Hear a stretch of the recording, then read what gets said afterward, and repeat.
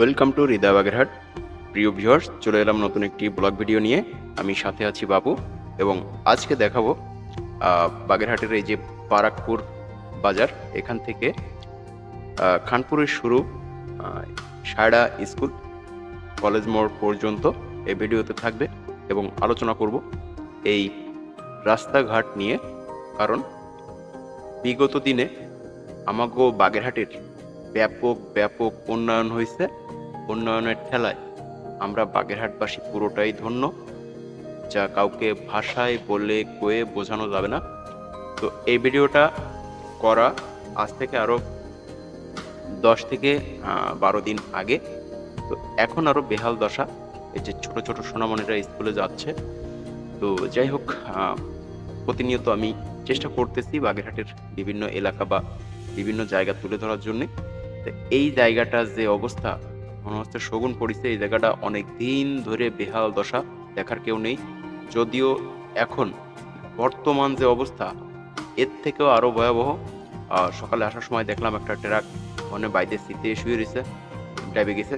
তো যাই হোক, এখন আমাদের উচিত, যারা এই যে আন্দোলন সংগ্রাম, যারা ছাত্র জনতা, আমাগো যৌথ প্রচেষ্টায় এইটাকে হাত দেওয়া বা এই এলাকাগুলোকে মেরামত করা। তো যদিও এখন অবর্তীকালীন সরকার আছে, তারা হয়তো সব দিকে নজর দিতে পারবে না। তাই আমাগো বাগেরহাট আমাগোই দেখতে হবে। বিশেষ করে আমাগো বাগেরহাটের যে শহরের ভিতর যেসব রাস্তাঘাট ইতিমধ্যে আমরা দেখেছি যে ছাত্র ভাইরা যথাযথ চেষ্টা করতেছে বাগেরহাট রাস্তাঘাটগুলোকে মেরামত করার জন্য। সবাই সবার জায়গা থেকে চেষ্টা করতেছে। তো এই দিকের এই যে বারাকপুর বা এটাও কিন্তু আমাকে ষাটগুমজ ইউনিয়নের ভিতর, এই যে বারাকপুরের ভিতরের এই যে রাস্তাটা গেছে, এটা একদম সায়রা স্কুল পর্যন্ত যে ব্রিজটা আছে, ওই ব্রিজটা পর্যন্ত আমাগো বাগেরহাট ষাটগুমজ ইউনিয়নের ভিতর। তো আমাগো উচিত সবার নিজ নিজ উদ্যোগে যেসব জায়গায় একদমই চলাচল অনুপযুক্ত, অতএব মানে গর্ত হয়ে গেছে বা গাড়ি যাতায়াত করতে পারছে না, সেসব জায়গাগুলোকে যাতে একটু মেরামত করা যায়, কিছু বালি খোয়া দিয়ে যদি একটু ভরাট করে দেওয়া যায়, তাহলে মোটামুটি সবাই যাইতে আসতে পারবে।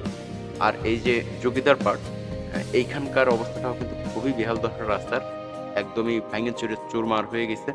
তো এই লাগাতার কয়েকদিন বৃষ্টির ফলে এখন আরো বেহাল দশা। আমি আগেই বলেছি এই ভিডিওটা আরো 5 থেকে আরো 10-12 দিন আগে করা। তো যাই হোক, আসলে অন্য যেসব ভিডিও ছিল সেগুলো ছাড়তে এই ভিডিওটা ছাড়তে একটু দেরি হয়ে গেল।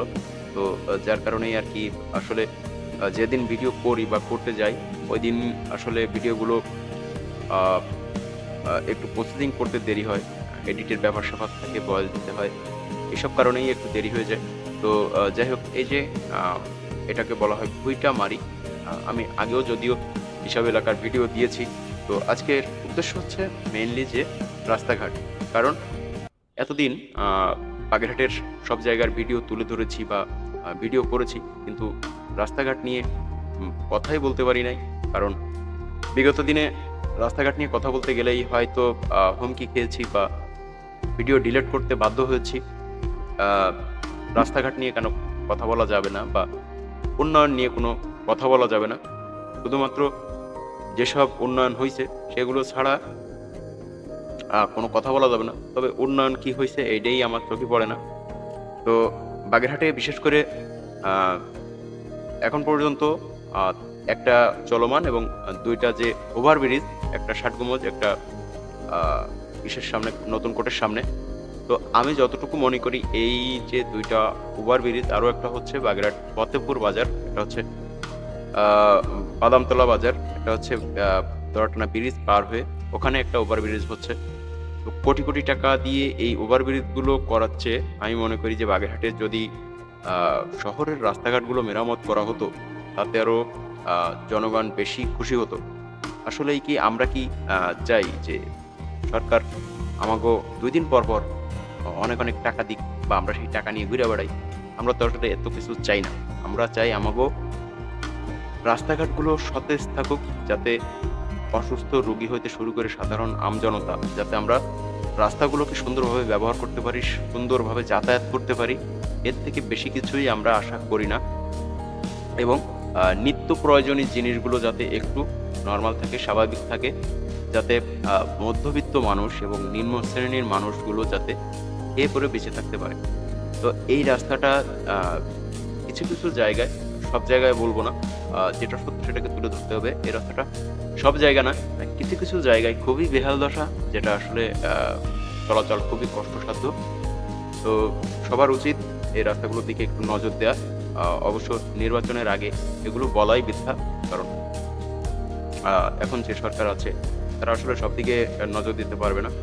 দেশ সংস্কার বা যেসব ক্ষতিগ্রস্ত যেসব দিক, সেই দিকে নজর দিতে হচ্ছে।